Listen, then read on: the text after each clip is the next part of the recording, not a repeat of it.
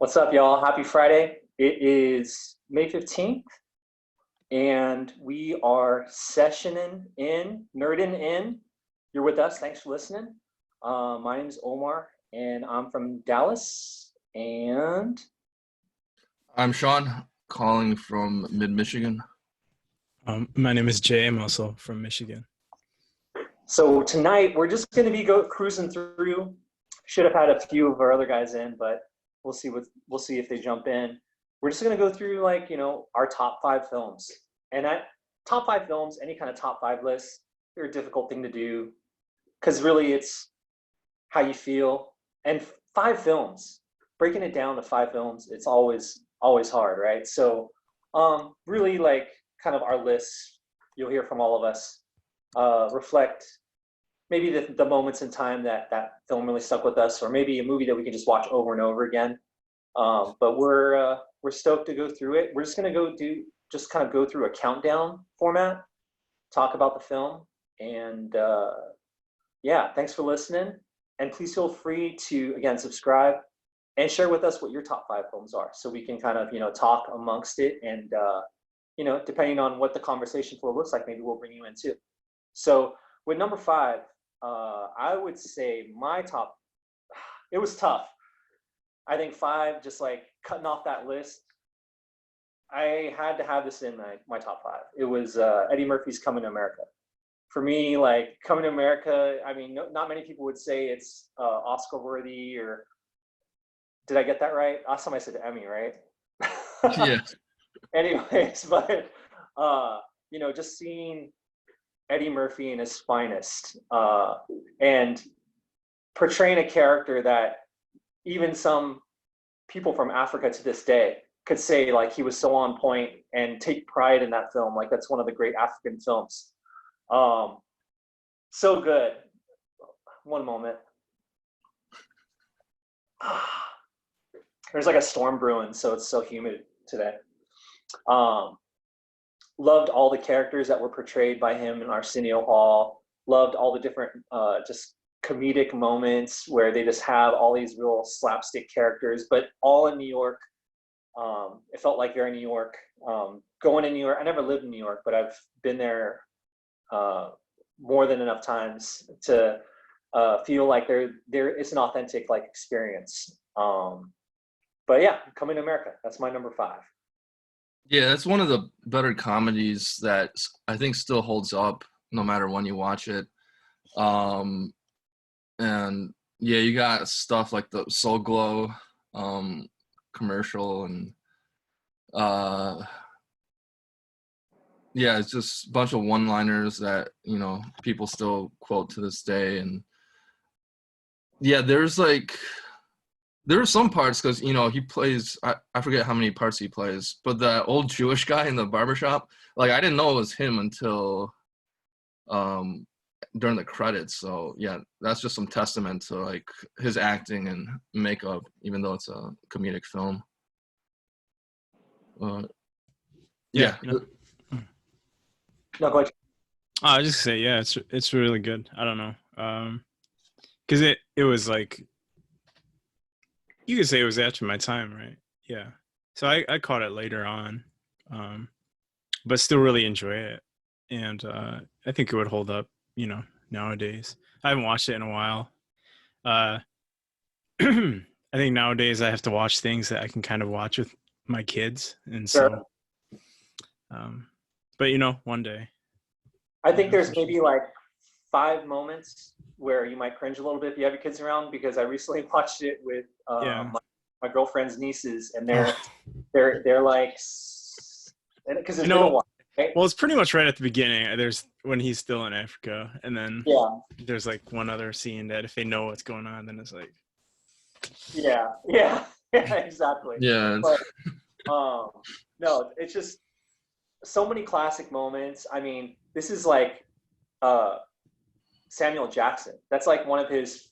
That's when he was just doing cameos all the time. But he's the guy that comes in and tries to stick up McDowell's. How we all know during that time, not during that time, but even now, there's still these mom and pop companies that try to come up and try to just blatantly use like, you know, McDonald's or use something that is a franchise, but it's kind of difficult to do these days. So I felt like all the characters were good too. Like it was kind of like, it was really just, it wasn't just Arsenio Hall and Eddie Murphy. Like the guy that played, what is his name? The Soul Glow character, the son, the Prince of Soul Glow.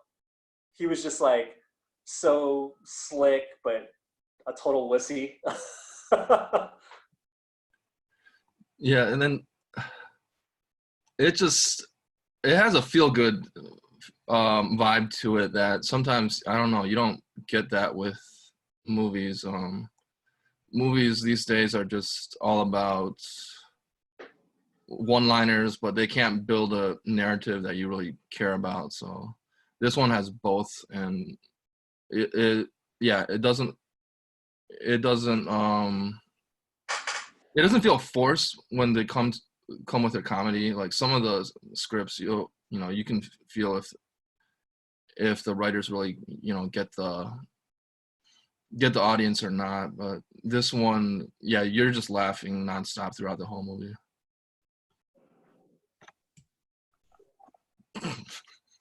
So what do you got? What do you got at number 5, Sean? I know your list is like, you actually have like 4 films there. No, I have a whole bunch of. I couldn't decide on my 5.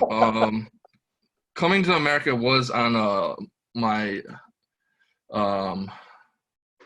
my backup list. So number 5. Let's see. Yeah, originally you had put down Exorcist for me. If I was gonna go horror though, I'm gonna say Alien is probably gonna be one of the quintessential horror movies. When that came out, something about the scope that Ridley Scott was using and the H.R. Giger designs, which were, just most people haven't seen his artwork, so that was kind of mind-blowing. And he did a lot of the design of both the creature and the sets. And then, you had a badass, a lot of the crew were badass, and then they were just thrown into this weird situation where you had this creature that, it wasn't just your slasher, like this thing, like, put you in a coma by, eating your face and then basically impregnating you. And then, you have that scene with spaghetti dinner and everyone's like, just chilling and talking.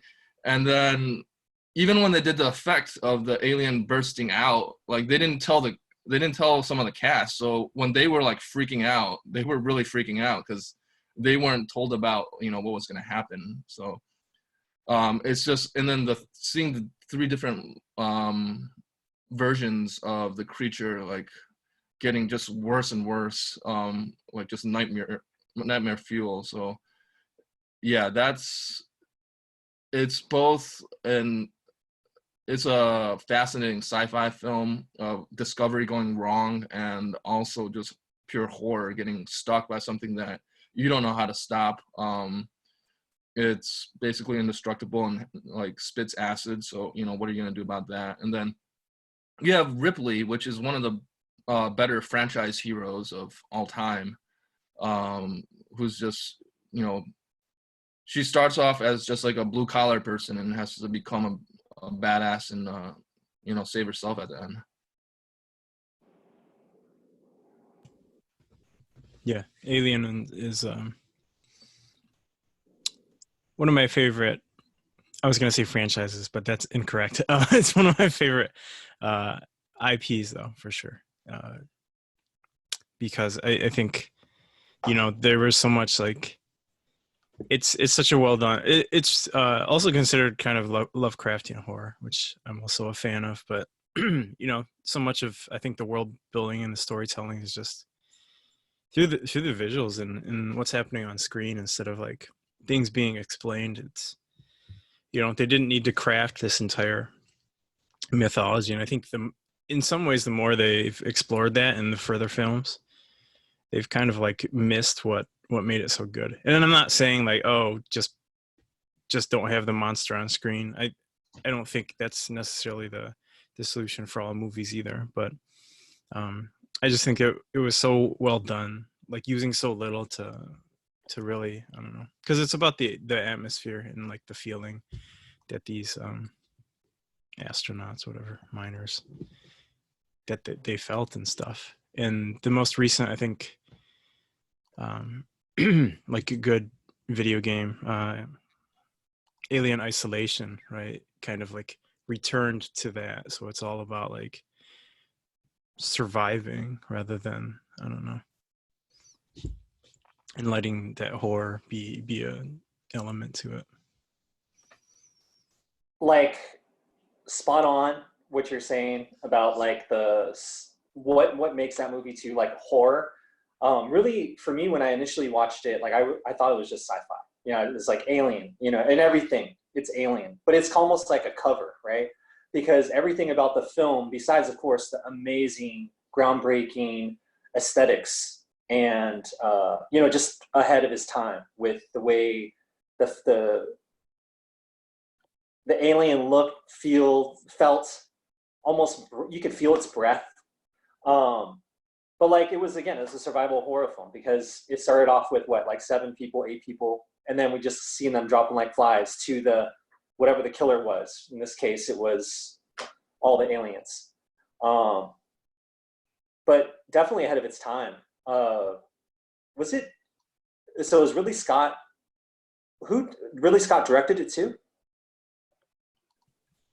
Yeah, he directed it, and then H.R. Giger was the art design for it, and then they used his designs ever since then. But I think Ridley Scott, let's see, I don't know if he produced some of the later ones. The later ones, like only the sequel was good, and then the ones after that were, I don't know. Now we're at the point of Michael Fassbender making out with himself. That's where the series has gone to. Is that the latest one?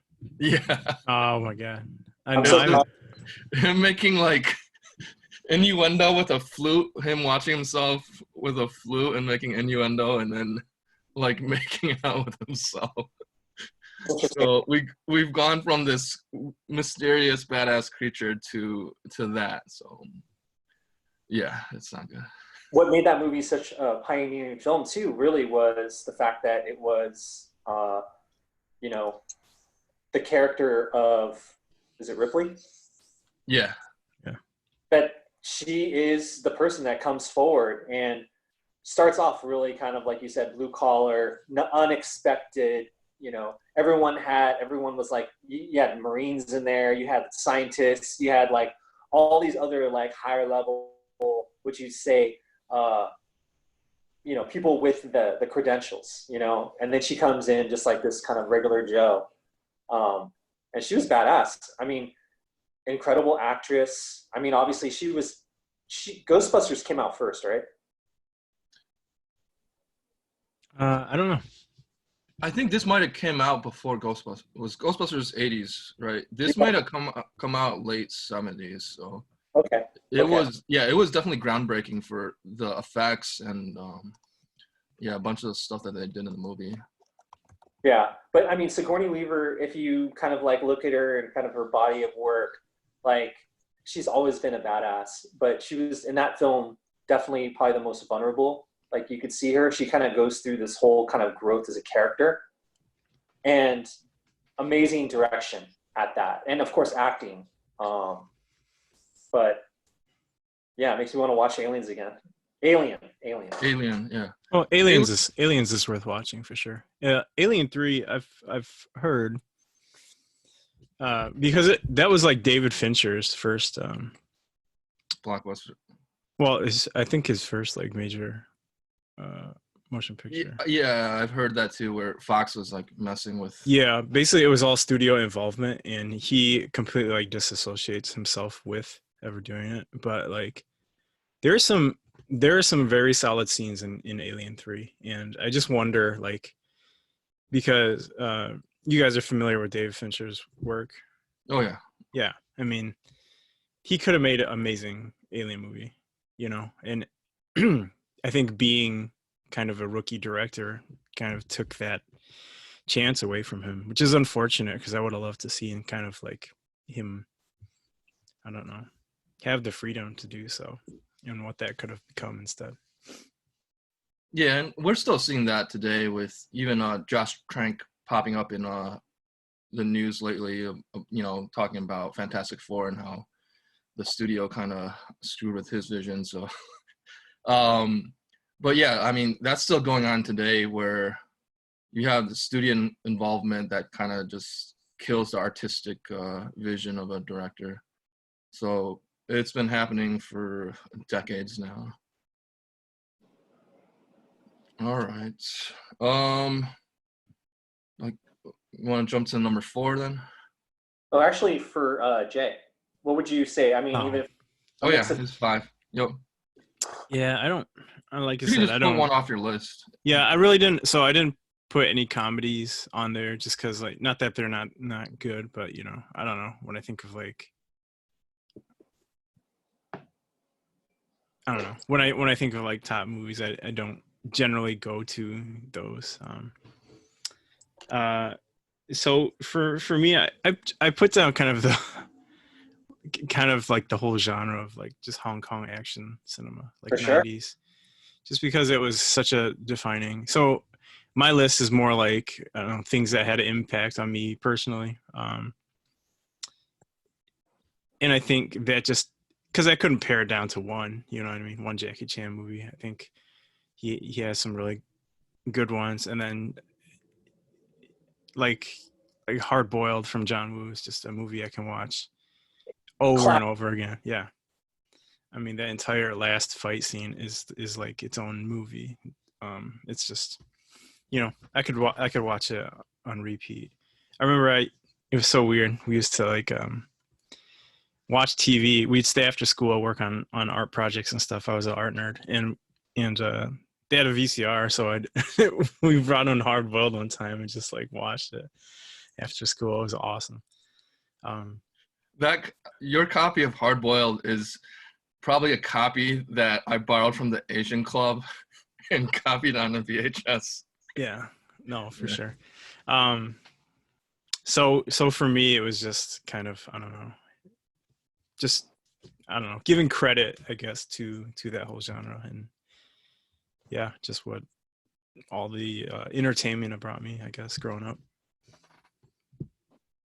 Yeah, Jackie Chan, genius, and obviously, you know, for him, as talented as he is with, you know, martial arts, you know, he always credits like a lot of his what he does to really the comedy. So, you know, the point you were bringing about comedy, I mean, I think comedy is like flows into everything, right? So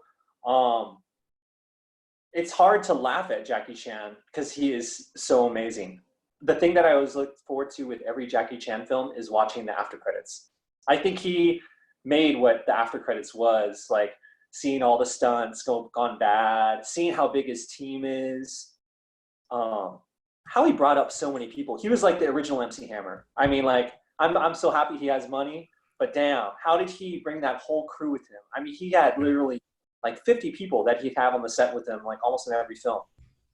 Yeah, he still has his production company, and yeah, even though he's like older now, they still roll around with him, and you know, new guys coming up that they train, and no insurance will cover them.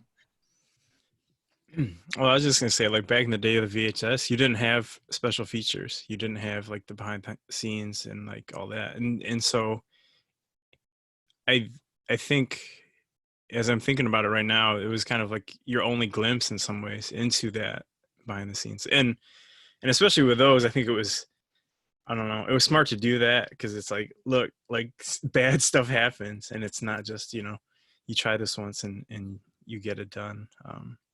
So it was good in some ways, seeing like how, I don't know, how many times they messed up and stuff like that. But it was just cool seeing how movies are made. So What I loved about Jackie Chan too is the scope of how he he was one of the first ones. I think it maybe can speak to, because I'm not like an art nerd or film nerd, but the endless tape, like going through, watching like in one section, and then just going through and you're following him through a room, and then you see him through, and then you see the sky, and then he's jumping on shit, and it's like, it feels like it's happening without break, without editing.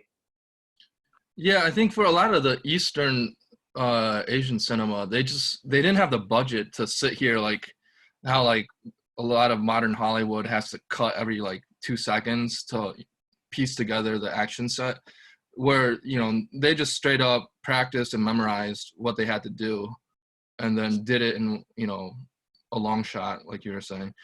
So yeah, they it's not through the magic of editing or camera angles or whatever. They're just like, I need to jump from a very tall building and I'm gonna run and go do that. It's kind of insane. Yeah, well, and I think it really set like a bar, and people are still like kind of playing around with that, and it's inspired I think a lot of things. There's a series on YouTube from a group called Corridor Crew. They're known for like bad and good and bad CGI and looking at that, but then they also bring in stunt people and they look at good and bad stunts, and it's interesting hearing them talk about old movies but also new ones, and just the coordination of like fight scenes and fight choreography. And they're like, yeah, this like some of their action scenes would just take days if not weeks to film, just because they were telling so much, or there were so many elements to it that it took that much planning. And then of course John Woo, like Yeah. such a badass. Like he made me, like when I started watching some of his films, like he made me feel like I had a little more swag just because I had some slanty eyes. Like the way his characters are portrayed, the way you do these incredible things that don't make any sense, but he does it and gets away with it. Everything was just so like adrenaline rushed. You just felt hyped. Like you didn't need, like it was instant. Like you watch, you start sweating. Yeah, he really brought like slow-mo into fashion. And he would actually do like crazy amount of cuts for like one action, like some guy drawing the gun, it cut like 5 to 7 angles, but the way he was doing it was like super stylistic, and he made it his own.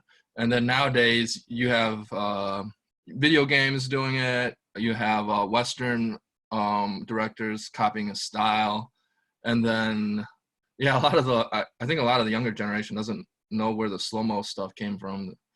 And then you have Zack Snyder trying to be like that and kind of failing at the slow-mo these days. So yeah, I think The Matrix definitely, they pay some homage to that slow-mo style. And then you had video games as far back as like Max Payne doing bullet time and stuff like that. So yeah, you also had like Chow Yun-Fat and Tony Leung coming out of. I mean, the baddest ass, like just swagadocious, sick ass, pimp ass, Asian badasses. Like I was never into guns. I watched that film. I was like, dude. Yeah, like even some of his Western stuff, like Face Off, is like it's one of the best like guilty pleasure movies, because like like John Woo's style can translate even to to the West. So you have like Nick Cage and Travolta just hamming it up in that movie, but you have that signature style with the slow-mo and the doves flying flying out of nowhere. Yeah. Real good pick there.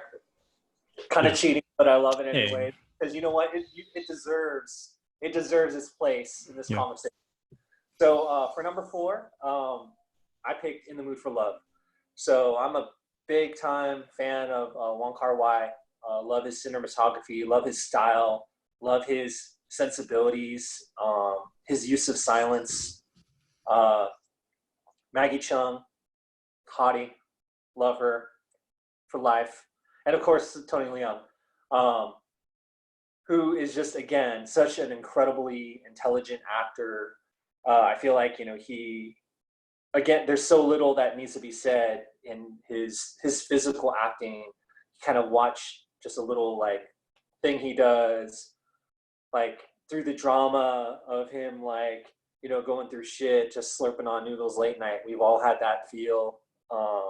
He can go through like comedy. He can go through like anger. Such a beautiful film. If you've never seen it, I really feel like that's like his masterpiece. Like every incredible director has like that one film they made that made its mark and will be ever free, has made him kind of like just immortal. He's immortalized on the silver screen because of that film. I've watched all his other films. I love Chungking Express, Fan Wong. But this one did things a little bit differently because also he used the timepiece with the music and the set designs, the costuming. It just makes you feel like you're in that time.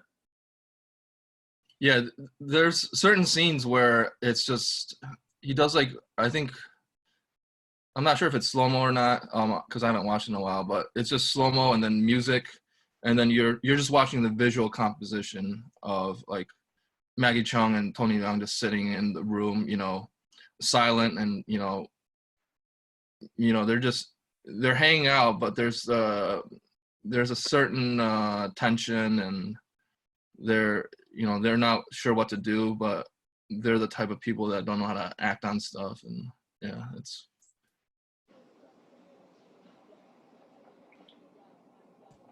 Have you ever watched Jay? No, I have not. Have you ever watched any Wong Kar-wai films? Yeah. So, no, that's one I'll have to check out. Which one did you watch from, if you remember? Off the top of my head, hold on. I know it's hard. It's hard to say, but Yes, 2046, Chungking Express, Ashes of Time. yeah, Ashes of Time. That's his. That's his one. one. Actually, yeah, and then he also did the Grandmaster. Yeah. Mm-hmm. Grandmaster, and I think 2046 as well. Yeah. Yeah, he loves working with Tony Leung. Yeah. So the hues of the film, the way they capture real everyday moments, like just being in a restaurant, everyone talking. I forget the actor. They always have him in there too. He's like the funny guy. He's bald, short. Love that guy. I wish I knew what his name was, but always so good. And he always plays that Joker, funny, but then when he's serious, he's serious, But I love the film, the way it's portrayed. All the characters, they're all just real, obviously imperfect. Really, the plot is about, two people that live like their neighbors in a small like apartment studio, and they find out, at least we think, that they're both married, and their parents they're married, and their spouses are cheating, and they kind of dissect it, and then they end up doing the same thing, and it's never said or told whether they're the one that actually did it first or whatnot. I never watched any of the dissection of the film before or anything, but sometimes because it's only like really two characters that you always see on a film too. There's some other actors, but you see through other characters, they tell you, oh, something else might be going on. Like the landlords, they're like, oh yeah, something is happening or whatever. Like they're seeing each other. But beautiful film, love it. Had to be on my top 5. Yeah, no, that's a good pick. More people need to just delve into his. Yeah, I think you're right about he has a lot of flawed characters, and then the way he focuses is on just yeah, like moments that most people would not focus on, and then explores just the feeling of he takes the mundane and just essentializes it somehow.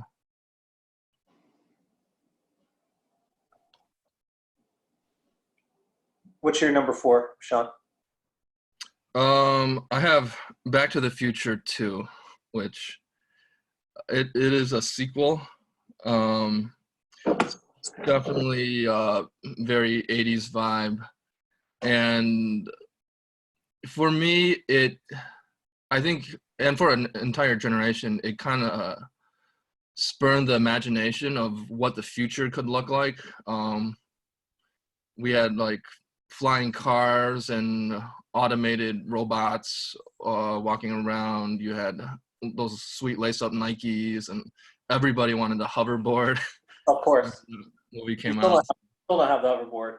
Yeah, and then it's also it's pretty meta for a movie where it's literally going back and revisiting the first movie. So you're not only taking the time travel concept, you're revisiting it and, you know, putting a new twist on it. And it also predicted if you had a buffoon become the president one day in a dark timeline. So I think it kind of predict, and like, you know, Biff was based off of Trump. So we have it predicted that. It almost predicted the Cubs winning the World Series, and yeah, it's kind of a goofy film, but it's about like friendship between Marty and Doc, and also about family, because, you know, the consequences of time travel are just literally destroying his family, and what he would do to go save his future family. So yeah, it was a fun way to explore, you know, different themes through a meta perspective.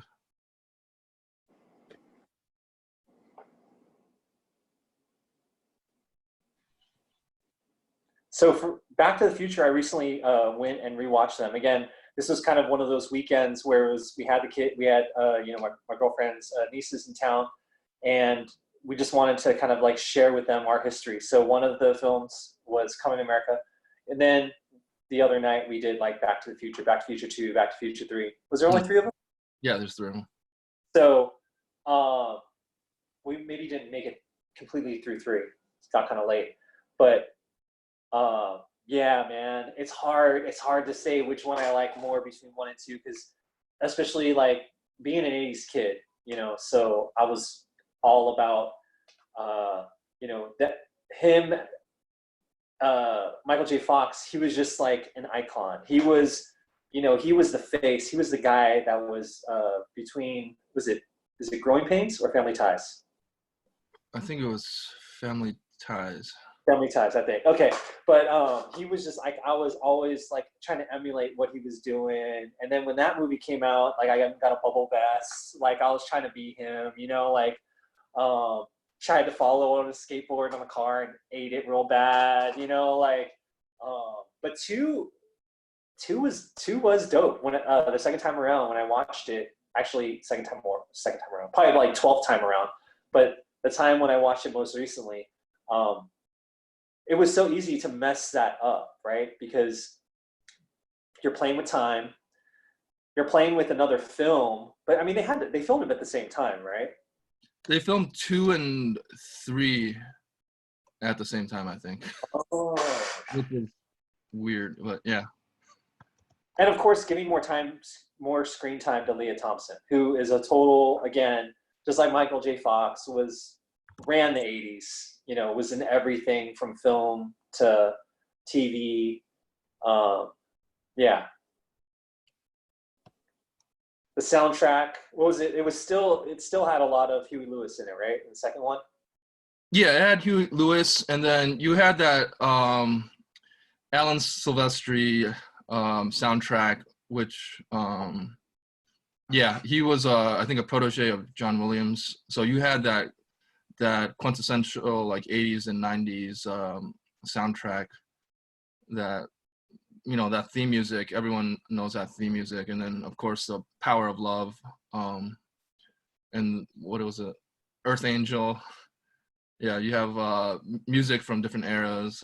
Just yeah, like with a lot of my picks in for like a top 5, the soundtrack also plays into it, because if you have like a truly iconic movie, you'll have memorable music in it. For sure. Yeah, I recently watched the first one with my kids. We haven't done the second one yet.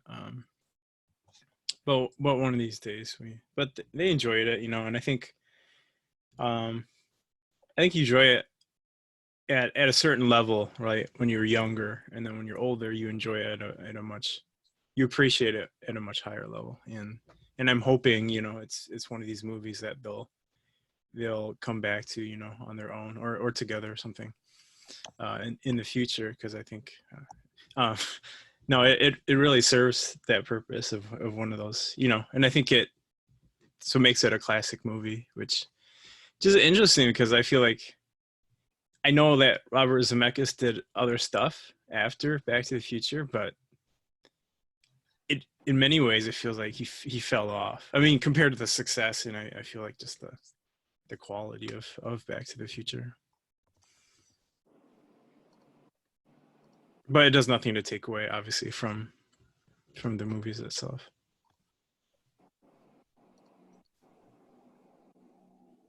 All right, what's your number 3, Jay? No, number 4. 4. We're still on 4? All right. On 4. Good thing we skipped all the other topics out. Take forever. Well, okay, for another one from your list, Jay. Yeah. I wanted to get an animated film on there, and just because, yeah, I watched Shrek yesterday. So in terms of my own career path, like Shrek probably would have been it, but I went for a more noble pick of just the Iron Giant, you know. I think that is I don't know, it's one that you can look at, and just kind of like it explains itself why animated films are and deserve a place, and what they can be used to do. And you know, I watched it. We used to have this movie theater that basically would just show all the movies that rotated out of theaters already. So it was like catch them for really cheap, like a month and a half late, you know. And I went to watch there, and I was just blown away, because I think it was so impactful in a way that I wasn't expecting, first of all. And I wasn't like super young, you know, but it was just like, man, they can do some amazing things. And the animation at the time was just really well done.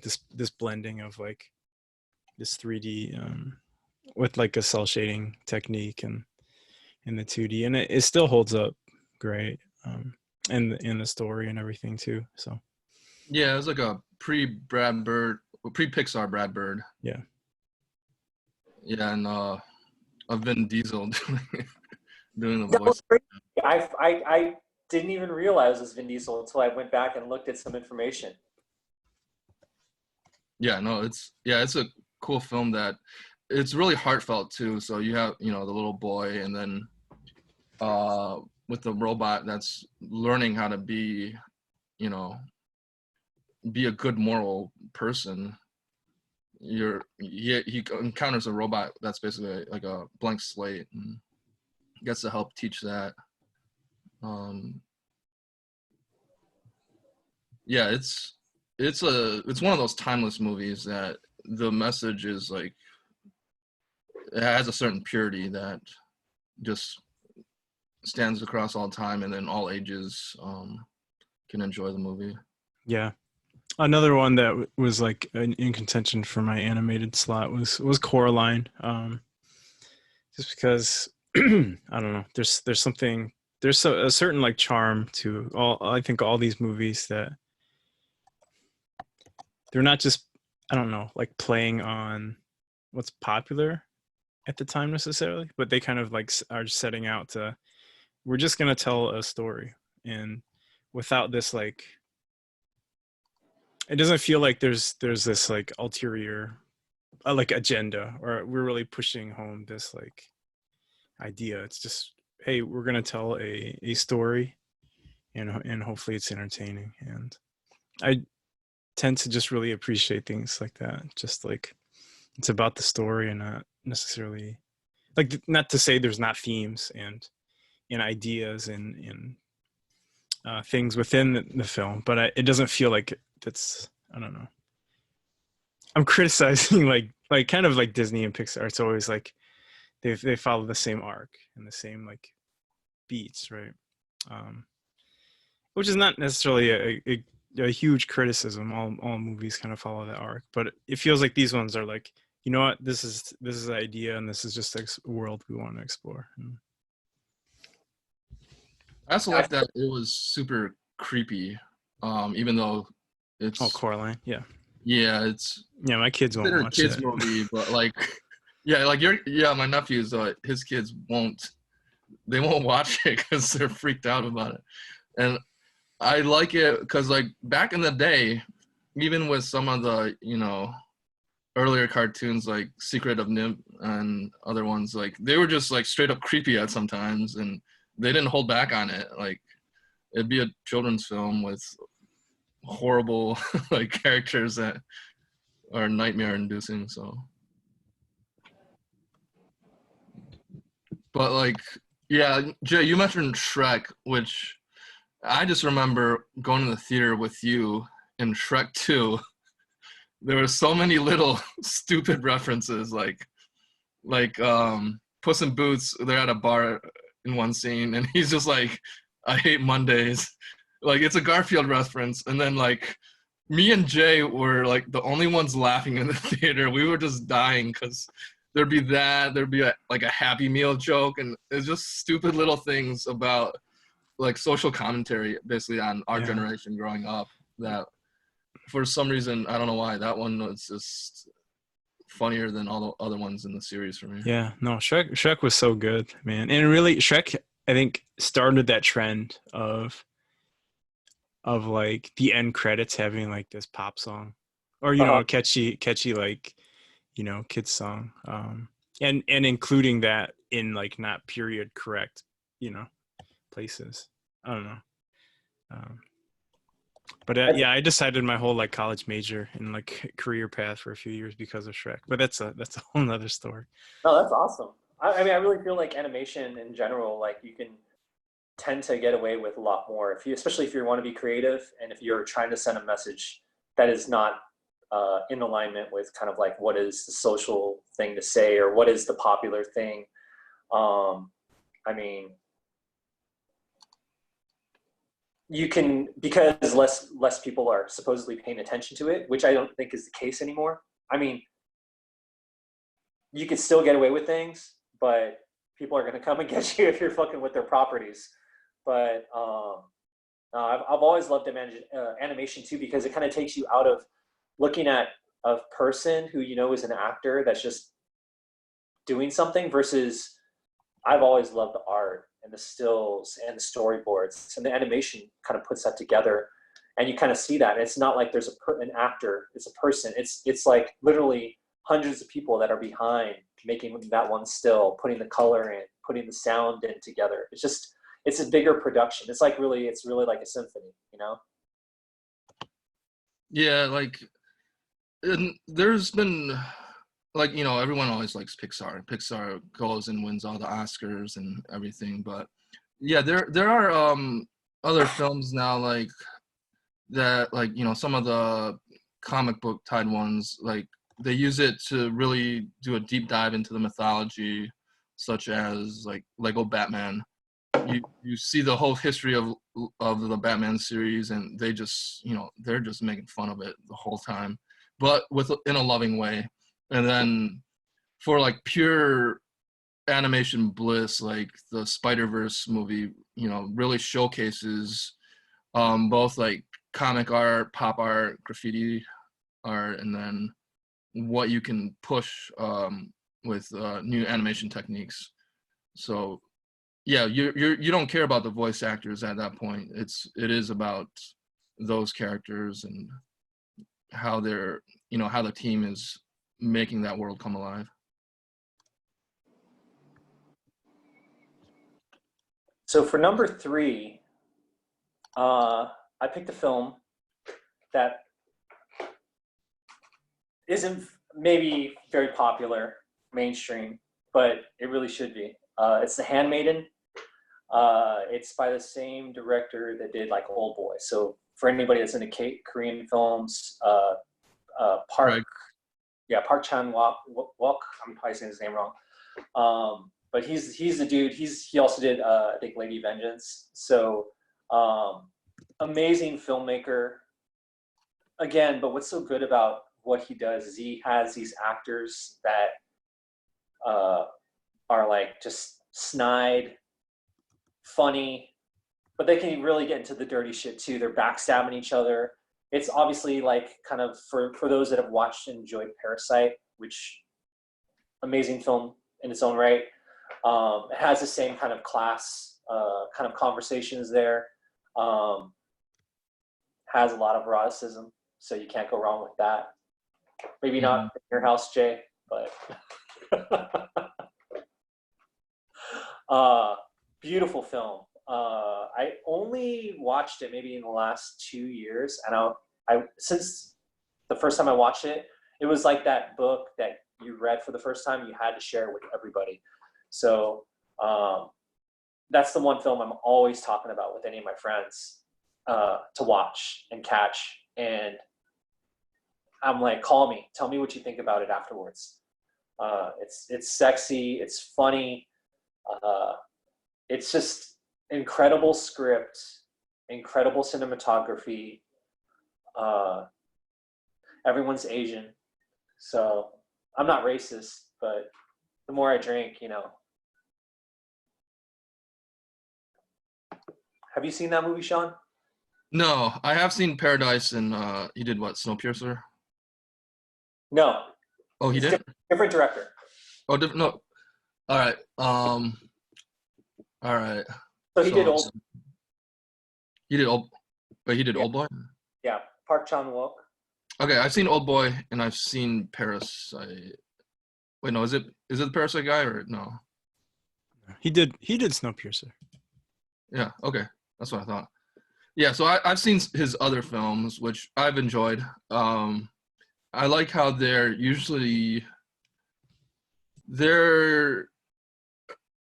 like, you don't go into the film knowing what's gonna happen at the end. So he's always a little bit unpredictable in his crafting of the overall story, which I enjoy. So I need to watch this one, because Parasite I went in blind. I had no idea what it was about, so I was surprised by some of the twists at the end, which it just turned like batshit crazy. But yeah, I will definitely check this one out. Yeah, I haven't seen it either, but I'll check it out. Have you watched Old Boy? Yeah. What'd you think of that? Yeah, I mean, revenge movies are always fun. I mean, they always start off sucking, but then they get the revenge. But anyway. Yeah, I don't want to give up too much on this film. Obviously, a lot of his movies have many themes, but you definitely like feel the tension and the burn for people that like think that they're all that and doing certain shit, and they're really just nothing. No intelligence, just money handed down to them, And then you have these like crafty ass, slick, just wretched ass, just people living on the streets, just moving up that ladder, coming up. But he does it in a really artistic and beautiful way. Yeah, it sounds a lot like Parasite. Yeah, I mean, so Parasite and Handmaiden, they're both incredible films. But yeah, Handmaiden definitely is one that kind of pushes things a little bit further. But yeah, I'm not gonna go into too many things about it. But it's a beautiful film. It's so good. Highly recommend it for anybody that's really into Korean films too. Yeah, I'm sure you probably, if you are, you probably already watched it.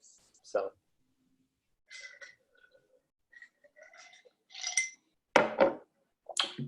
What's your number 3, Sean? I have Project A on as number 3, which is a Jackie Chan film.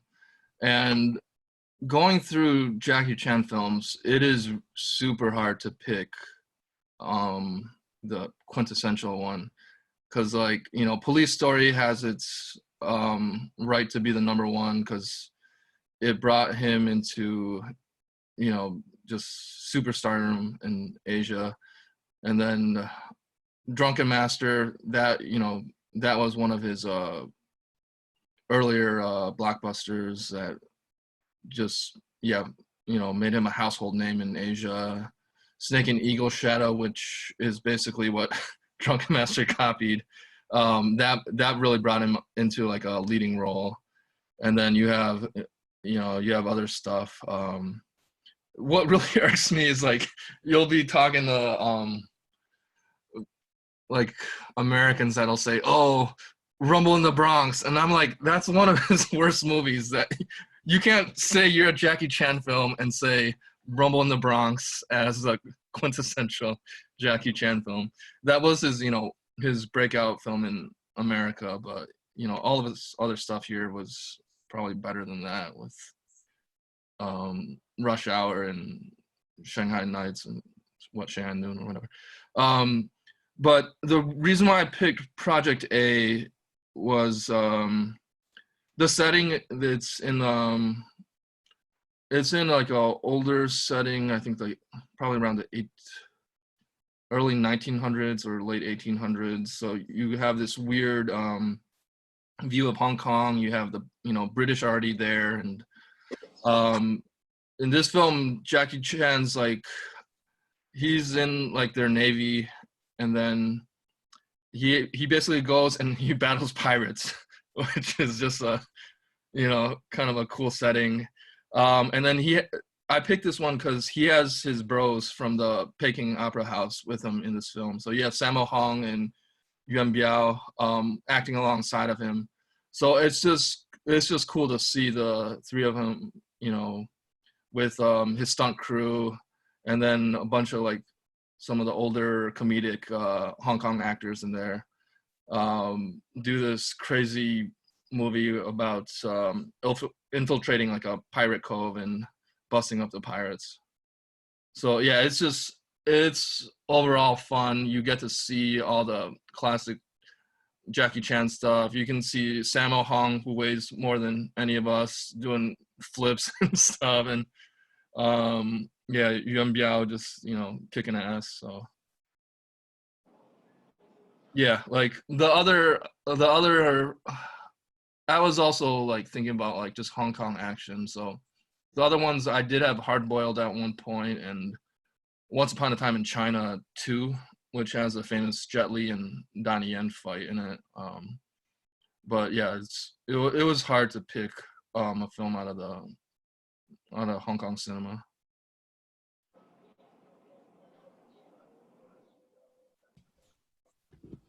Yeah, for sure. That's a great pick because um it has the trio, you know what I mean, from the Peking Opera, and I think that their chemistry together, both on and off screen, really just comes through when they are on screen. And so, yeah, good pick. When I watch any Jackie Chan, Jet Li, Donnie Yen, when I watch any of those films, it just like kind of brings me back to my childhood, watching like Kung Fu Theater and watching like all the Shaw Brothers stuff. And it's just like, it brings me to such a time of happiness. It was like ultimate escapism. Oh, Maggie Cheung was in that film too, wasn't she? Project A? I'm trying No? to think. No, She was in not the that Police one. Story films. Well, I know she was in one of his early films, but anyways, I'm trying to think. But watching the film, not necessarily always following all the dialogue, not really caring about the plot, just seeing what they do, the choreography, the stunt choreography.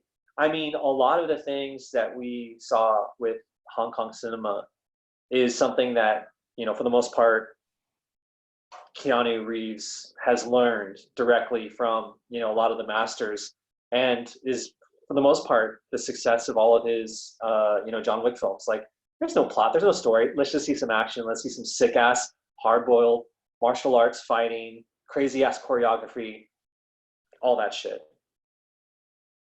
Yeah, it's definitely it's definitely inspired all the other people that have come after with they can make something simple as a bar fight look amazing and put some goofy music to it, and it's I don't know, it kind of makes me sad just seeing Jackie age, because he can't do like some of the things he did back then, but yeah, we'll always have it on film. Yeah, and I think one of the saddest parts is more the action comedy, because I think things like John Wick have filled that or continued, I guess you would say, that legacy or that standard. But with Jackie Chan, I think you're missing that element. There's no one who's bringing that level of I guess artistry to like this action comedy area. Yeah, they're just dark and brutal now. Yeah, like you guys were saying, like John Wick, and there's no, he's just a mean, scary dude. You don't see him smile. It's not. There's maybe a one-liner here and there, but yeah, I think brutal stuff like The Raid. Also, it's really it's super sweet, but it's just brutality and violence without comedy. Yeah, because I would say Donnie Yen's probably the last one carrying the torch, but he doesn't have the humor, right? He doesn't have that like quirkiness to him. I feel like, and I'm saying this and this is like me like extending and stretching my hand out, saying, Iko Uwais, like in Wu Assassins, he actually has, because it's a series, more time to kind of like, just be a joker and shit and do other things besides martial arts. So it's like he worked so hard and all the different amazing work that he's done, where he actually can now kind of learn, like, but on the screen. He has some good humor to him. I mean, definitely there's a lot of the cast, not to say that Wu Assassins is great or anything, but it's still, I'm playing it and struggling through it when I'm cooking, like, I'm just like, it's playing in the background. Yeah, they did announce Kung Fu Hustle 2, so I think they announced it maybe sometime last year, so maybe that'll bring back some of the comedic things. But yeah, Shaolin Soccer was almost one of my picks too. It's good. I just think, anyways. Stephen Chow's his humor. They end too weird. It's like, boom, we're with you, and then he like, dives off the deep end at the end, and it just. Yeah, he does. The endings are just bonkers, where like a god will appear out of the heavens, or the chick that looks like hideous suddenly becomes a beauty queen. Yeah. Or like, it's just. But that kind of speaks to also some things that maybe as Asian Americans we do get, because we've watched enough of the film, so we get some of the humor. But it's a kind of a cultural thing, right? Where Chinese, none of us are Chinese, just. Yeah, it's like the humor is definitely almost like juvenile sometimes, and like slapstick. So you don't really get like some of the more like sarcastic humor that you see in the Western stuff.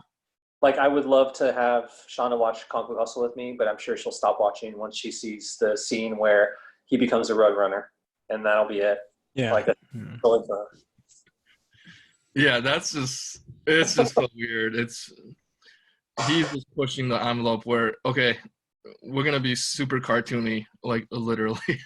So yeah, he's I think he's definitely has his little niche in the genre where it's it is action kung fu, but it's different than what Jackie's been doing. Was he involved in Monkey King? He did one of the Monkey King things. I know Donnie Yen did a different one, and they've made Journey to the West so many times that I can't even keep up with all the various Monkey King movies. I think Stephen Chow just played a human. He didn't play the actual monkey.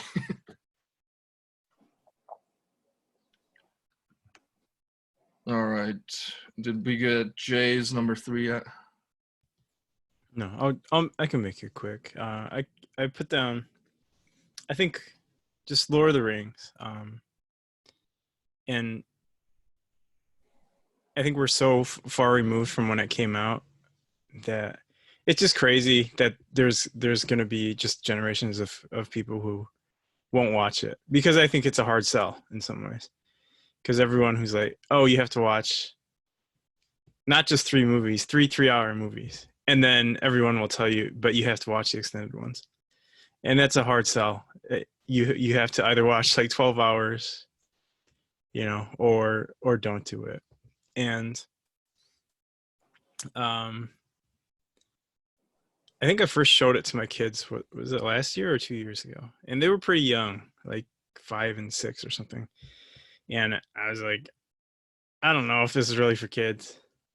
But it was during like a Christmas break or something. I was like, you know what? I want to watch it, so we'll put it on. And near the end of, or no, it was about halfway through. I was like, do you guys want me to turn it off? They're like, no. I was like, really? Like, what do you like about it? And I think it's got this. I'm sure the hobbits help, that the hobbits look like little kids, but I think it's got this like quality about it that is just has this appeal, right? One of those intangible things, even in reading the book and stuff. And because I got into it pretty late. It's not like I grew up reading Lord of the Rings or whatever, but it was almost in anticipation of the film that I really got into it. And so when the movie came out, it was just one of the best adaptations. Like, even saying that, knowing that it still changed things and difference between books and the film, but it did a very good job in many ways of just like realizing this world that was, up until then just kind of just non-existent in such a visual way. And then just like what really kind of unexpected in some ways for me was just the action that they brought to the table, because that's something, yes, in some ways it's described, but just seeing the way they put it together, at least especially for the first 2 movies. The third movie, it has its moments, but I think certainly not as much as the first 2. But that's what I had down, just Lord of the Rings. And it feels like one of the, oh, go ahead. No. I was just gonna say it's hard to pick one of them. Obviously, it'd probably be one of the first 2. I was really happy to see this in your top 5. It wouldn't have made mine just because You hate New Zealand. I love it too much over the prequels, but it kind of saved me for the prequels because I'm a Star Wars guy. Again, Star Wars apologist. And when I saw Lord of the Rings, it got me more pissed off. I was like, why did you bring them back? Why did you bring them back when you could have done something like this? Like the adaptation level, the level, the acting. It was really like a lot of no names. Besides, of course, some of the major characters that you had to have some major stoic, powerful presence. Obviously Gandalf, Magneto, every other character he's played. Was Baltimore? No, what's the he's in Harry Sean Potter? Bean. Yeah. Oh no, he's not in Harry Potter. But I know who you're talking about. Gandalf, right? Ian McKellen. Yeah. Well, what I was gonna say is it feels like one of these last big like epic movies, and I think other films have tried to do it. Of like, hey, we've created this huge universe to explore, but I feel like this one felt the most alive or most like real in some ways, right? In some ways, like what Game of Thrones did, but they did it in a movie, and then to take all these branching storylines and stuff and make it work, where you introduce literally like nine main characters, not counting any antagonists, and then they split up into like 2 or 3 different parties. You know what I mean? And tracking all that stuff is just, I think it is a feat in filmmaking. And though the third film didn't like deserve all the awards it won, but those like the Oscars, you know. But I think they were given. It gave it all the Oscars because of, I think, the feat overall, and not that singular movie. So Yeah, I think the series is the peak of like high fantasy. Even like Game of Thrones, like even when they didn't botch the last season, when it was going strong, it didn't, you know, it never reached the levels of Lord of the Rings. And I think when it came out, we just hadn't had mainstream fantasy since like the 80s with stuff like Dark Crystal and Willow and all of that. So it just, you know, that genre kind of died out from the spotlight for, you know, a couple decades before it came out. So it was, yeah, it's definitely a fully realized world, and the amount of care that Weta put into the design aspects of everything from the architecture to the, you know, the orcs and all the other elves and all I the little think details, it really helped. I saw like I don't know if you would call it a meme, or it's probably a quote as well, but someone was like, they're referencing it, just other literary, like Harry Potter series. I can't remember what the other one was, but they were basically saying like, you know, these other ones were based on ideas. They had an idea for a character, had, you know, what their inspiration was. And his was like, he created a language. He created languages, and then he felt like their languages had a history and a story, and out of that he created this, you know, Middle Earth universe. And I think that's just a huge feat in, you know, what a way to be inspired by that. And that's certainly, I don't know, it's somewhat inspiring to see how much can come out of, you know, creating just a Yeah, language did you or watch something that you love, you know.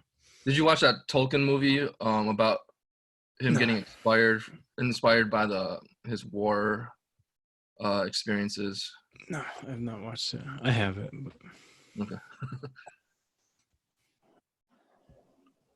Good pick. Definitely a lot of FOMO for me as a Star Wars fan. That's what I wanted to experience in the prequels. Yeah. I appreciated a lot of things, like, you know, obviously high visuals, the painting, just having George Lucas back, but not maybe too much, maybe a little bit too much Georgie. Anyways, so now we're going to this number 2. Yeah. We're there. We're almost there, y'all. So number 2 for me, speaking of Star Wars, is Empire. I feel like ESV is the quintessential Star Wars film. And thankfully, we got Rogue One to follow right after that. It's a movie that encapsulates everything that's amazing about the Star Wars world, which is the creatures, the characters, the high drama, and of course the crazy different things that they pull the rug out from you. Like, of course, for Darth Vader, Sean brought up like 2 weeks ago, you know, the ultimate plot twist, you know, and it's just like there's generations today, again, that have never watched the original Star Wars, and they won't because they were raised on the prequels. And they can't go back and watch those original films because they feel it's just so dated to look at them. To hear words, to see certain styles, the hair, the way people look, they may never watch it. And it's sad. I feel like Empire Strikes Back definitely, I'm not the biggest Hollywood guy, but George Lucas never was either. And I feel like that was really like a rebellious film for him, even though, he obviously wasn't directing, as we learned from Craig. But it was obviously his hands was written all over it, from the Hoth scenes, the monsters, Bestin, Lando Calrissian, who now we get to, for those that won't go back and watch Empire Strikes Back, we got, Carl Weathers pretty much playing Lando Calrissian in The Mandalorian. I mean, for the most part. So, Empire Strikes Back is just a film for me that's always going to be this film that stays with me. It's just like perfection. Just, I was a film guy, I went to a lot of film festivals. I appreciate a lot of the classics, and I feel like, Akira Kurosawa's like Hidden Fortress pretty much really adapted well into the storyline of Empire Strikes Back. And it's just kind of like, you could see the homage that's played. So George Lucas is kind of like also saying, thank you for what you did. And I see it. And this is like my, my hat tip to you. So did you know, Omar, today they announced Star Trek Strange New Worlds with Captain Pike. It's going to be so good. Oh, why am I stuck with the two of you today? No. No, but yeah.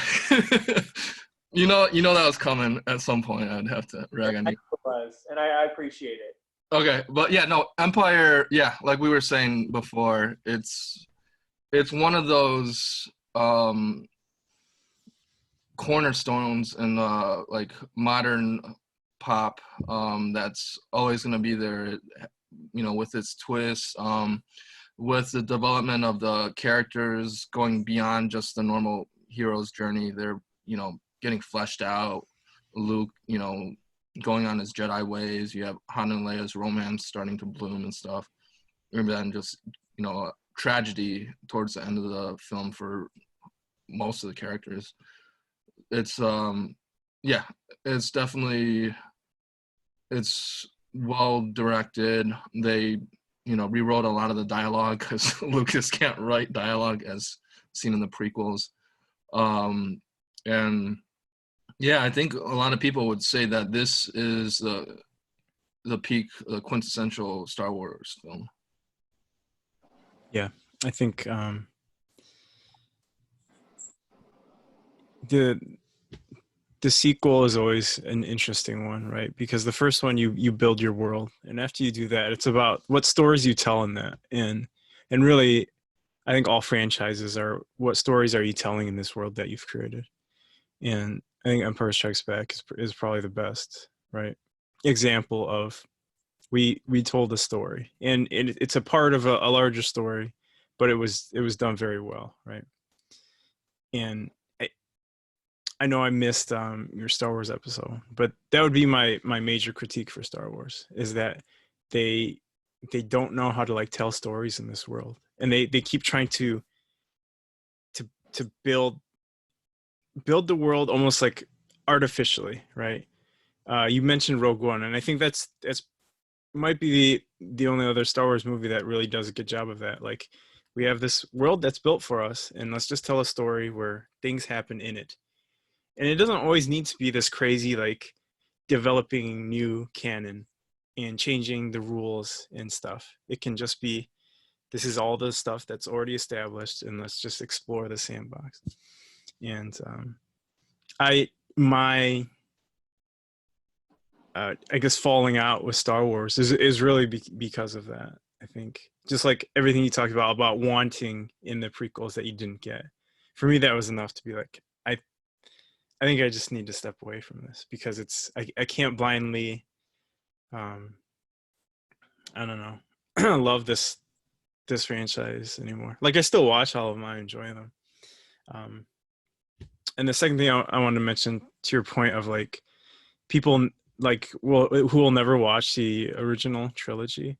That's part of the reason I haven't seen the last one, the last Star Wars, the latest one, because I didn't want my kids first, like, because they have watched the original trilogy, but this was years ago, so they can barely remember any of it, and I don't want their like first like actual memory of Star Wars to be like the new ones. I want them to watch the original trilogy because I think they still stand up, right? Especially 1 and 2. For sure. And I want that to be like Star Wars for them, and almost like hide, or like introduce the. I don't even know if I'll introduce the prequels. Like Don't maybe worry, they'll I discover got that your for them. voice. I made them watch Mandalorian, so Yeah, so that at least their introduction to Star Wars is one that's like Baby Yoda. just carefully curated, No, for sure. I feel like bringing your kids into the right stuff is definitely important, and making sure that they understand what quality is, just not having them waste their time on stupid stuff, because kids do that enough because they're so good at spending so little time and doing so many different things. Obviously, you know that, but Clone Wars, have you kind of got them to see if they're interested in it at all, or? No, I think I could. I know they would like it, and I probably would enjoy it as well. It came after the prequel, so that's why it was like the thing. So like what I would suggest is just skipping season 1, 2, and 3 and going straight into 4. Because 4 is when Filoni really takes over more from George Lucas, and it's all about Ahsoka.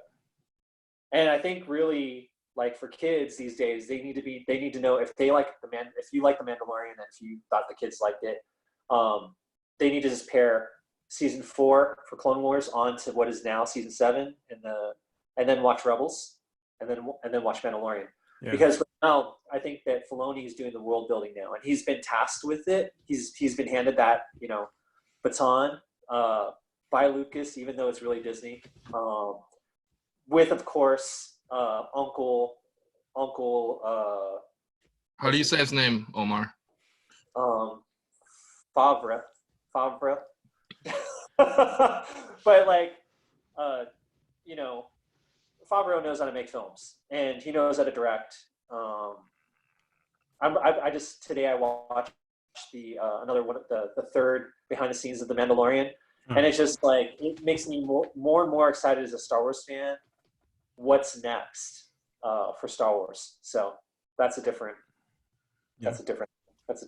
So yeah, and I'm excited about whatever movie Taika is gonna direct in the upcoming Star Wars franchise. Solo 2.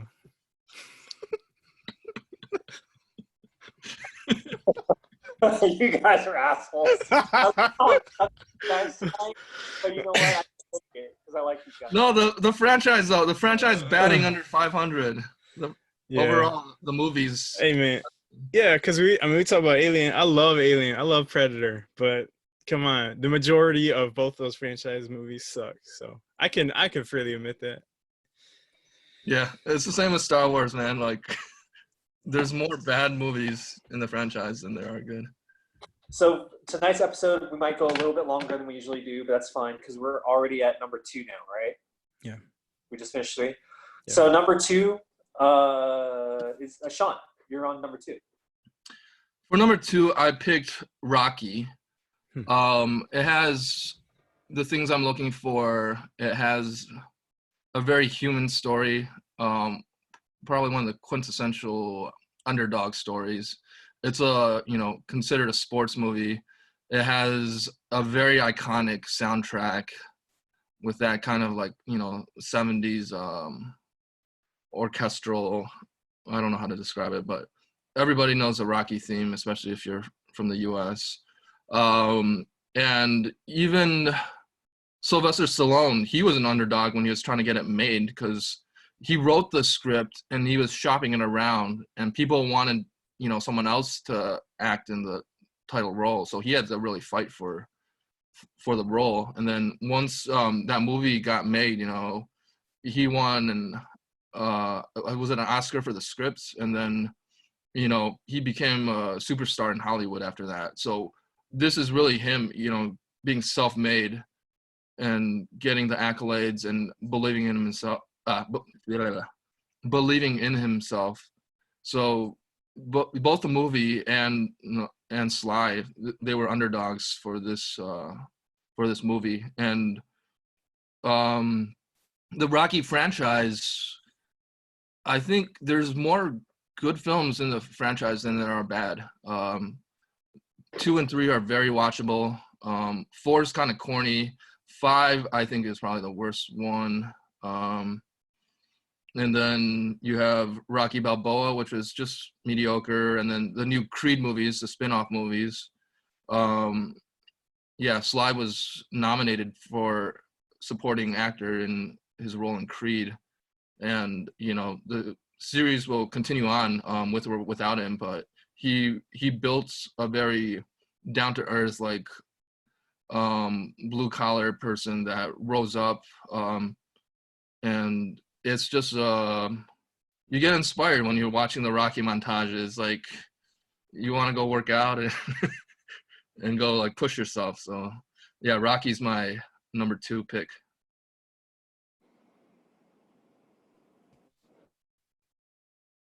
Yeah, they're solid. I have seen them all. I'm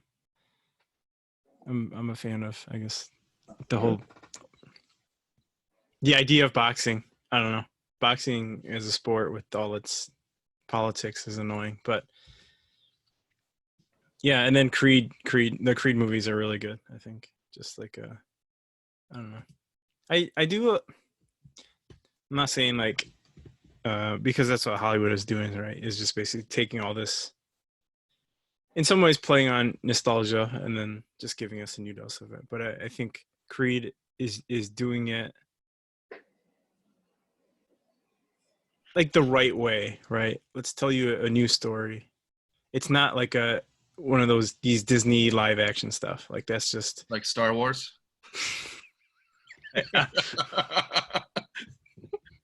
Yeah, the way they use Sylvester Stallone as Rocky in Creed is how you're supposed to use like the older generation, not whatever bullshit they do with Luke, Han, and Leia in the new Star Wars trilogy. Like, yeah, Creed is the way that you do it, how you hand off the torch correctly. Yeah, no, absolutely. So I wouldn't agree with that, but Rocky was an amazing film. Definitely has a rightful place on anybody's number 2 list. The fact that he actually, you know, comes off as this like stupid idiot, but like Sylvester Stallone is like very intelligent. Like you said, self-made man. Totally appreciate that. I mean, that dude is still relevant to this day, and that's really what it all comes down to. And obviously, it's built on substance. So Rocky, I love like the scenes of him like just running the streets of Philly, right? Yep. yeah. And just like he's running, and then you start to hear the soundtrack, you know, bump in. It's like, yeah, oh man, it just gets you hyped. But yeah, even in Creed, they held back the Rocky theme until like the very end of the movie, and then as soon as that hit, like when like, you know, he's getting up in the ring, I'm like, oh damn, that hit me in the feels. Like, oh yeah, it had to. It got you so good. But yeah, it's Rocky, amazing film.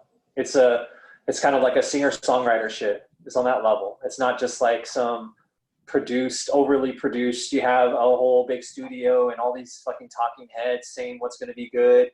This is like one person that has like a very singular idea, and this is the way it's going to be done, and I'm going to be the one that's going to do it. You know, that give major props to that, because not in all instances is that necessarily going to be something that translates well. So it's almost unheard of these days, like, you know, with the studio system. Like we talked about David Fincher and Fox ruining Alien 3. And yeah, this film is like, yeah, it's a testament to one person being able to make it and yeah, push his dream. So what's your number 2, Omar? We already talked about my number 2. It's Jay's turn. Oh, we did? Yeah. I put down The Dark Knight. So like out of all the comic book movies, that one still just like rises above all of them. Because it, you know, like Nolan didn't, I think, set out to make a comic book movie, right? He's just like, I'm gonna make a good movie, and it just happens to be based on these characters and stuff. And there's so many things that movie does right. I think that DC, in a way, has never been able to find again, because they took like the wrong lessons. Oh, it needs to be dark or like serious, and no, you need to like tap into the core of your characters, right? At the core of what makes Batman, and this struggle for like, he wants to do the right thing, but he's forced to do it in this way, right? While the Joker is kind of the antithesis of him, and just doesn't care for any order. And then I think the two of them playing off just Harvey Dent, and I don't know, there's just so many good things in the way it was crafted and put together. And that's before you even get to the performances, you know, of all the actors, which I don't think it's hyperbole, right, to say that film and that performance by Heath Ledger is just unmatched, you know. Yeah, you can't recognize him when he has that makeup on and he's being unpredictable. You can't recognize him. He truly disappears into that role. So yeah, he received it posthumous, but he really acted his ass off and deserved that Oscar. And for me, the one of the best parts of this film is the tension, because like, you know, the first time they showed that bank robbery scene, I think it was in front of another IMAX movie, and then they put that footage online. Like, I was just blown away. And they carried that same tension from that very first scene just throughout, especially whenever the Joker was starting to just mess everything up. Like, you didn't know what was going to happen, but you knew something horrible was going to happen again in the next scene, because he's, you know, on his little weird rampage. But yeah, and like, you know, everyone loves Marvel these days, but I think you could very well debate the point that nothing that they have done has touched this movie. And even as good as Joker was with Joaquin Phoenix, I still, yeah, overall as a movie, I prefer Dark Knight as the best comic movie. Yeah, and I think it's like a lot of these movies that we're talking about, they kind of set the standard, but just defined kind of the movies that would follow them. And I think his performance in particular is something that many aspiring artists kind of want to be recognized for, that, right? To just have these like just defining roles, not just because they're playing a weird character, but because the way they go about doing it. And I think a lot of people, again, like try to go for that benchmark that was set, and kind of miss what he was able to bring to it. And I think a lot of villain roles and stuff, you know what I mean? Look at all the other Jokers. Yeah, the Joker just seems to be a character that you can do your own take on it, and you have the potential to, you know, set new ground and do an interpretation of the character that is yours. And it's also something that's pushing boundaries, because yeah, Heath Ledger's pushed boundaries, and I think most of the Jokers are good performances, aside from maybe Jared Leto's, which, you know, there's a bunch of it on the cutting room floor, so we don't know. We might never know how well his Joker actually came out. But yeah, it's just a great platform for an actor to really flex and explore the character. And even in the comics, there's different interpretations of the Joker, so it's just a rich character that has a lot of room for someone to explore. What I really loved about The Dark Knight was it really brought forward how powerful, you know, the idea of justice was against everything else. And Batman is always always. He could be seen. I kind of have a love-hate relationship right now with Batman because I was really in him as a character, and then he's kind of just been kind of treated in some ways, kind of not with the right. I don't know. You're ready for sparkly vampire Batman. Maybe so. Maybe so. Maybe so. I don't know. He's been doing some good work lately. Yeah. But I feel like Dark Knight, because Batman Begins has always been like my favorite Christopher Nolan film. But then when you bring the Joker in, you bring a character in that actually can overtake what everything Batman is, because you can't control chaos. And of course, throwing in Two-Face, who is the guy that he was hoping to just like give away all of his, he could just walk away from it and live the life and be Bruce Wayne. That was a powerful film. It was definitely beyond a comic book movie for me. Hans Zimmer, like in every other time, every other case, like his little feels, all his score coming in at the right time, never felt more impactful and powerful than definitely Dark Knight. Yeah, he twisted his themes from the Batman Begins, and then made it even like more rhythmic and like harder hitting. And then like the Joker theme was just like, it was a cello where they just kept on increasing the pitch, which was kind of freaky. Yeah.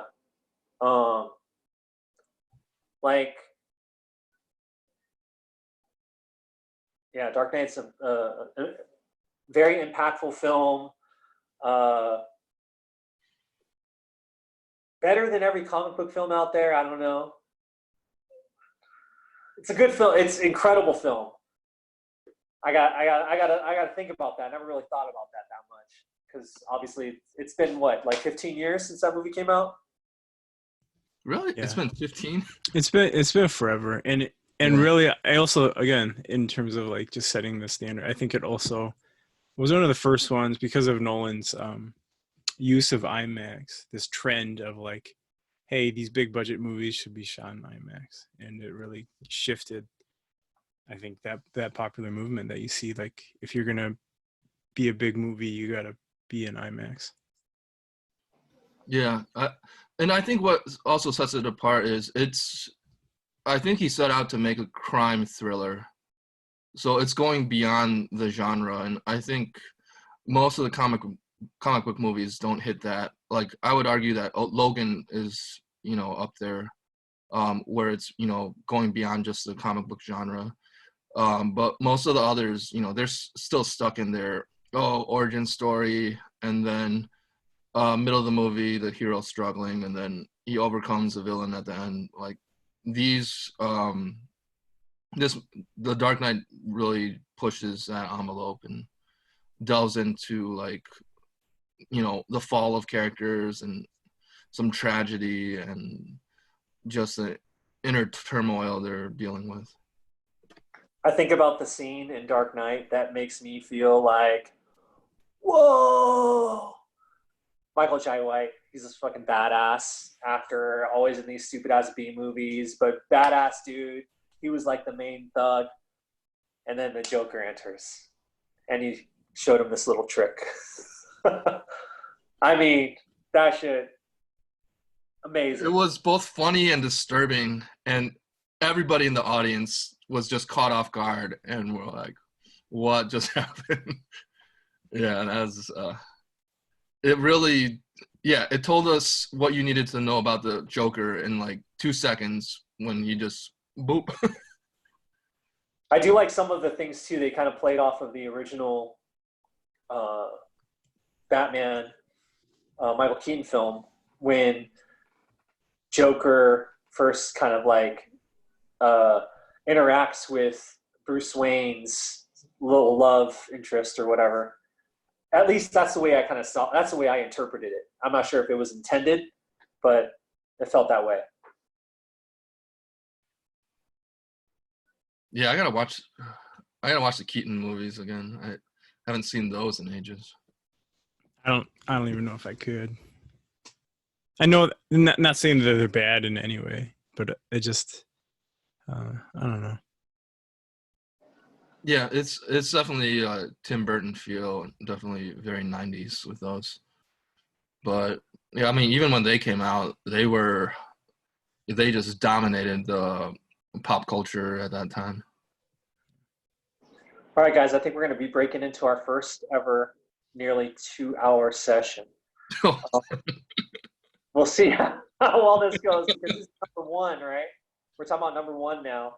Yep. Number one for me is held in the highest regard to this guy right behind me. It's hard to pick one film from his work because it's kind of like I want to do like, hey, I'll pick Lord of the Rings. I can't though. I can't because I'm gonna pick Enter the Dragon. For me, it's the film that I do go back and watch probably the most. I mean, I love Chinese Connection. Fist of Fury. Or Fist of Fury, depends on which country you're in, depending on what they're called. The Big Boss, right? The Big Boss. Enter the Dragon, of course, with Chuck Norris, or Return of the Dragon. I mean, Return of the Dragon. But I love all of his movies. But I feel like Enter the Dragon was kind of the coolest because it put him. It's sad. It's kind of bittersweet because it was the one film that it was like his last full feature film. So it was released like a month after he passed. Rest in peace. Beautiful film though. If you watch it and just like see what it is, it was made back in a time where, I mean, late 70s. Yeah, man, it was like 78, 79, and it was like a martial arts film, but one of the first co-op films that brought together, I think it's Golden Harvest or whoever the company was in China, and was it whoever it was that brought it to the U.S. I think it and was Warner, right?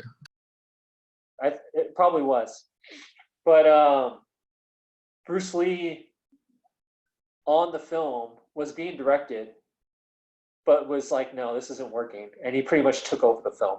Like they did so many different cuts and did different shots. He's so powerful. His gravitas as an actor, as a director, as a visionary, was seen in that film. The way they kind of showed like the kumite, like the death matches, and showed the intricacy of the different styles, and gave homage as martial artists. Not to say like, oh, my style's better than yours. You're bringing your shit, I'm bringing my shit. We're all going to do this. And of course, during that time, it was groundbreaking because it was such a multi-cultural film. Like it had, African Americans, had, white people celebrated, and of course the Asians. But to this day, I feel like there's so many. Every other martial arts film pays like homage to Bruce Lee in some way, either through Enter the Dragon and some of the pieces. I mean, he felt like he was like just a little spy. I mean, he came in, he was just like this, like, I'm gonna come and find out who the killer is of my sister, and enters this fight and kind of like finds himself. He's such an actor in some ways, very similar to Jackie Chan, where he kind of has good improv, and he has the ability to kind of like work through adapt as a martial artist, as an actor, in situations where he could be a romantic guy, he could be a fighter, he could be this vulnerable guy. But I feel like you see the whole gamut of what Bruce Lee can do in that film. And of course, I mean, being in Han's tournament, being in a Kung Fu martial arts tournament. I mean, we wouldn't have Street Fighter We wouldn't have Mortal Kombat. We wouldn't have any of that shit if it wasn't for this film. I feel in a lot of ways. And then Han, like such an incredible villain. Like, well, before him, I mean, Bolo Young, right? I can't even. How can I not? How can I just Yeah, say Bolo. That was what I was going to talk about. Because Bolo, I mean, like that brought him up. You know what I mean? Like, such a big, powerful force on film, and but I loved all the different ways they captured him as a martial artist practitioner, but also just this guy that's one with nature. Like when he sees the cobra, he taps the cobra. You like this movie. Like it's so hard. Like again, this is one of those movies that swings from 1 through 5, depending on how I feel in the year. But more and more, I feel like it's just something I appreciate even more. So especially after watching all the Ip Man films, Ip Man 4, if you haven't watched it, that one kind of highlights a little bit of Bruce Lee, but maybe kind of get nostalgic on that. So. All right. Yeah, like this is definitely genre. It sets the genre after this film. Like a bunch of copycats came out after this film dropped, and then everybody wanted to be Bruce Lee. Even Jackie Chan's his Chinese screen name pays homage to the dragon. So yeah, Bruce Lee definitely was a powerhouse in the kung fu genre, and set the tone that people either copied or paid homage to, or trying to deviate from. But yeah, just him with his like facial expressions, the ferocity when he's throwing a strike and then doing his like high pitched like like almost feline sounding like scream. It's iconic. And then when he's like the nunchuck scene,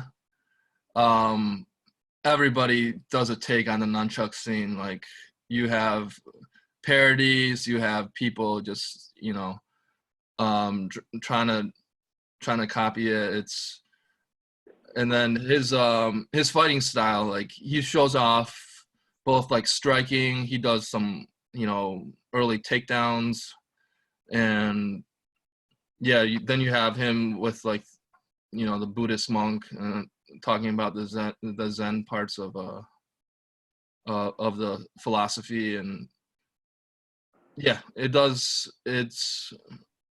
everything from Bloodsport to the the modern video games. You're right, they all take from what Bruce Lee did. Like you even have video game characters like Martial Law and Force Law and Tekken, and Liu Kang from Mortal Kombat's based off of him. Street Fighter even did Fei Long. So yeah, everybody loves Bruce Lee. And even like yeah, we were debating in text, like even Tarantino used Bruce Lee in one of his current films, maybe not some of our liking, but yeah, he's one of those figures that died young, and will just be forever young and just a badass for all time.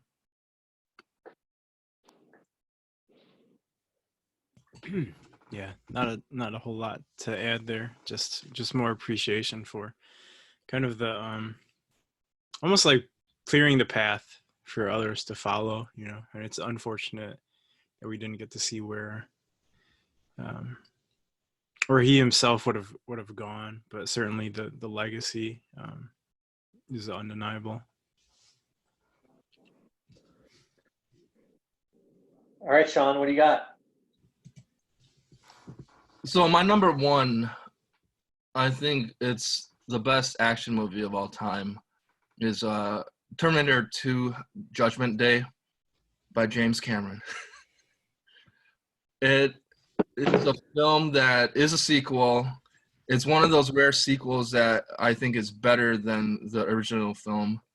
It has iconic characters. You have Arnold as a Terminator. You have Sarah Connor, played by Linda Hamilton, and then introduction of the T-1000, which was a breakthrough in CG technology from back in the day.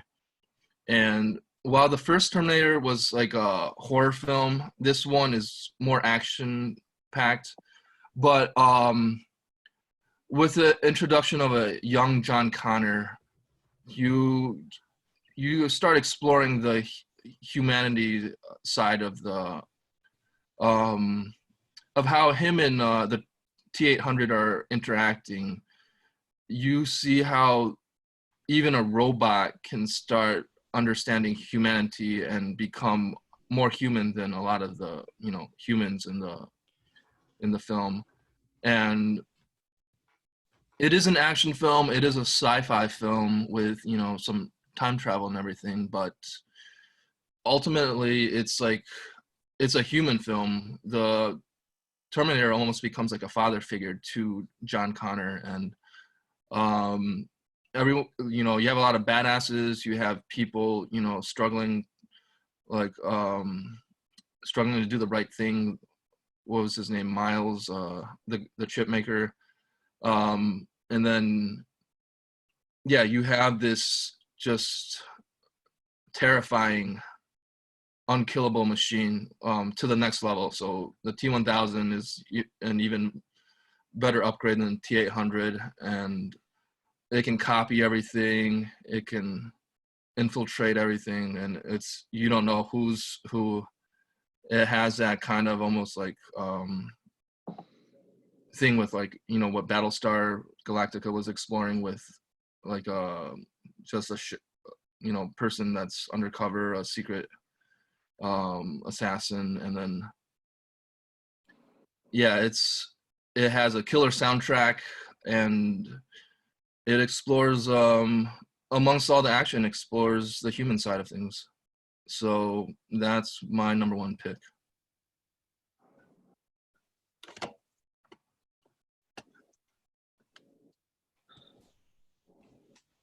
You wanna go? I can. No, Terminator 2. I didn't really remember Terminator 1 that much, just because I think we watched it when we were so young. That I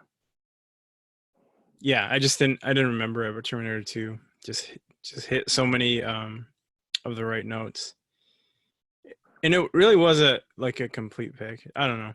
I think when you're young, you watch a good movie. Again, you don't appreciate how good it is. Like, oh, this is actually a legit good movie, instead of like, oh, I like it. And upon multiple rewatches, I mean, it's just undeniable how much everything comes together. And I think that's pioneering use of the technology of the time.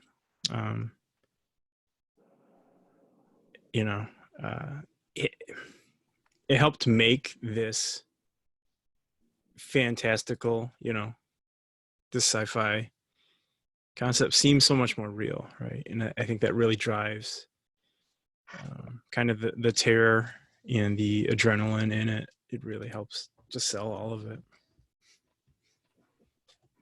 Yeah, and I don't think any of I've watched all the subsequent movies, which are most of them are not good movies, but like none of the new Terminators seem to match the T-1000 or even the T-800. So yeah, they definitely captured something that they have not been able to do in any of the other later movies. It's one of those, it's a lot like some of the other franchises we've talked about, that they had a few early hits and then everything afterwards is kind of trash. But the first two films, I think they still hold up in both action and sci-fi, and even possibly horror for the first film. Was ILM involved? They're the ones that helped with that technology, right? They might have been. ILM has their hands in everything. Let me see. I feel like they were, and I'm only speaking on it from a technology standpoint. I mean, everything Arnold Schwarzenegger touched at that time was gold. Yeah, ILM is they're a part of it. But I feel like a perfect film to select, because of course it was groundbreaking in a different way, but the same thing that Jay said, clear the path for everything that was going to come forward, even Jurassic Park after it. These guys had such imagination, and in some ways what they did was they were able to bridge animation to live action with the technology when it came to them, when they were able to create it themselves. Terminator 2 was able to, again, make us look at things and see live action as being, wow, I can't look back at films in the past because they didn't have that look and feel of seeing something that can be exploded. You see like the gunshot come through and then exploded and then just contract, and you see the face, and it's like totally realistic and you totally believe it. And all of this was done like was it late 90s? It was 92, so early 90s. And early 90s, man, that's impressive. I mean, that's really yeah, even with they still use practical stuff. So every time the T-1000 was copying someone, they would have twins like step in. So like the security guard, they found twins to play that. Linda Hamilton, she has a twin. So when they were doing some of those scenes, like, they hired her twin to do the T-1000 things. So yeah, it was a good mix of practical and digital effects. Yeah, I feel like the best films, that's where you have a good balance and you can't fake it. The human spirit, the human eye can see shit, and that's why we don't appreciate the prequels as much. But like James Cameron, he struck gold on that film. He was in the right place at the right time. He found his temporary wife for a little bit and then moved on to someone else. But yeah, good pick. All right, Jay, what's your final one? It's got to be Mad Max Fury Road. Yeah. This movie is it's so good. It's like, and for so many reasons, I won't go into everything, but everything. Oh, I wish. This movie deserves at least 30 minutes, bro. Yeah, it does. There's a podcast where they do 4 minutes at a time. It's awesome. No, I mean, just because I mean, I didn't watch the original Mad Max movies when they came out. Fury Road looked interesting, and everyone said it was good, and so I went to watch it. All I knew, it was going to be crazy. I think I had watched a trailer or something, but I went by myself, and it was just one of those experiences in film that you're like, I'm so glad I came, and experienced it in this way. And it's like the experience of enjoying film that you want from everything. You know what I mean? I don't think we hate on stuff because we just hate it. It's because we want this type of experience. But just the whole putting together of it, I think, how it I mean, the film itself, it was just like pure action pretty much. There's so many cuts in it. They said like almost 500 hours worth of footage, and to put that together in a way where you can follow all the action and still have a cohesive story out of it is just, quite a feat. Where I know like there was issues on set with Tom Hardy and Charlize Theron because, with all these practical effects and stuff, they're in a shot for like 20 seconds, and there's some big explosion, and they have no idea what they're doing, right? Tom Hardy probably spent a month chained up, like he was in the beginning with the mask on. Just, okay, all you're going to do today is just be in this car. And he got pissed, and I think one of the film festivals, he apologized publicly. They were doing like an interview after it. He was like, George, I'm sorry. I had no idea this is what you were making when we were out there filming this. It's just crazy. And I think one of the things that allows me to appreciate it more is that George Miller had this like mapped out, this exact like story, and pretty much all the beats down in the late 90s when they were thinking about making the next one. So I don't know if this will Yeah, I think it was 9/11 happened, and then later on, Mel Gibson had his meltdown, and then so Mel That's so dope. Gibson should have played Mad Max in this movie, but Oh all that wow. happened. Yeah. Yeah. So in 97, he had the whole story. There lived a warlord who was brutal and cruel. He had 6 young princesses who were pregnant. He trusted no one except a fierce warrior woman, right? But she came from another land, another tribe. And so this is like even the people's names, Nux, the warrior boy Nux, and then the Fury Storm. So then I'll change one more if this will let me slide. So he like storyboarded out in 1999, right? I love it. I love it. And this is the movie that you see pretty much. It's insane that someone, because his career path was pretty much Mad Max. Then he did Babe. And then he did Happy Feet. Happy Feet. And then he's like, you know what? Let's do this Fury Road thing. And he comes back and just I think it's part of the reason why the prequels were disappointing. Because you had heard always George Lucas was like, this is part of the story that I had in my mind. And now we're going to show you the rest of it. And you're like, oh, like you hyped it up for so long, you know? Because George Miller and said, this is like, okay, now this is my fully like realized vision, right? Of like the technology and the stunts, like everything we couldn't do back in the 80s and 90s that we can do now in 20 whatever. It's just amazing to see that, right?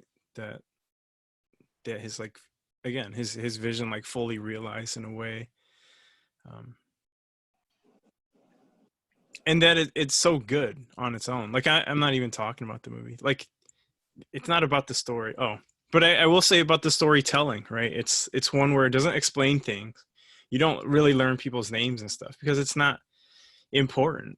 It doesn't answer questions for you. It kind of just presents information, and you as a viewer is left to just interpret it however you will, right? Because it's not really about. Yeah, it still does a lot of world building though, because like they have that weird religion of the cars and the steering wheels and stuff and the chrome.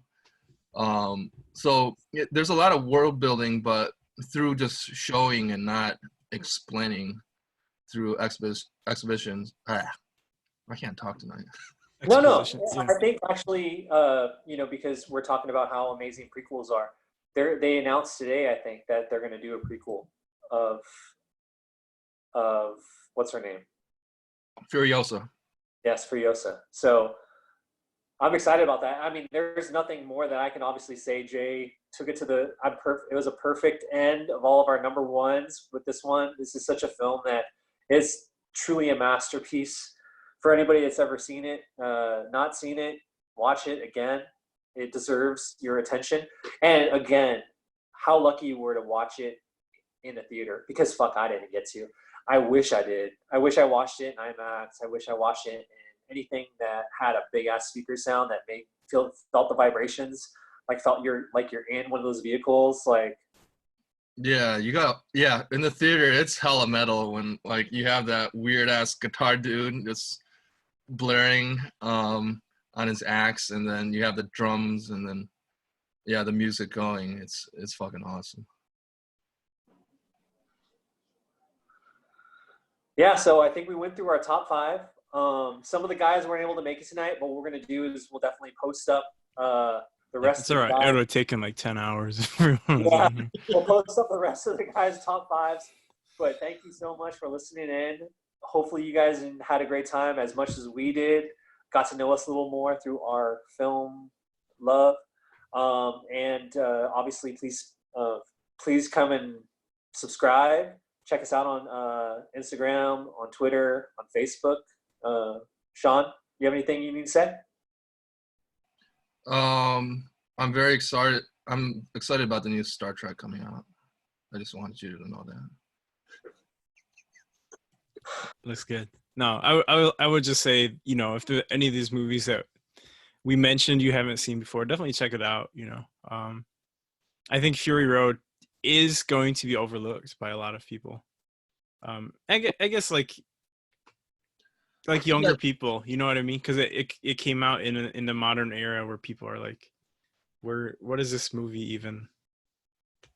Where does it yeah. fit in, right? It doesn't fit into like the mainstream Doesn't blockbuster, and it's not this like high drama, and it's in this weird place. And I think all our picks, they transcend being dated. They're films that are, you know, fun, or you know, they explore certain aspects of cinema that hold up, and they're, you know, timeless classics that I think everyone can enjoy. All right, y'all. Well, thank you so much for joining us. A little bit longer than usual, but we love you. Thanks for be safe. Be safe. I know the bars are opening up with or without state consent, so have fun. See ya. Peace.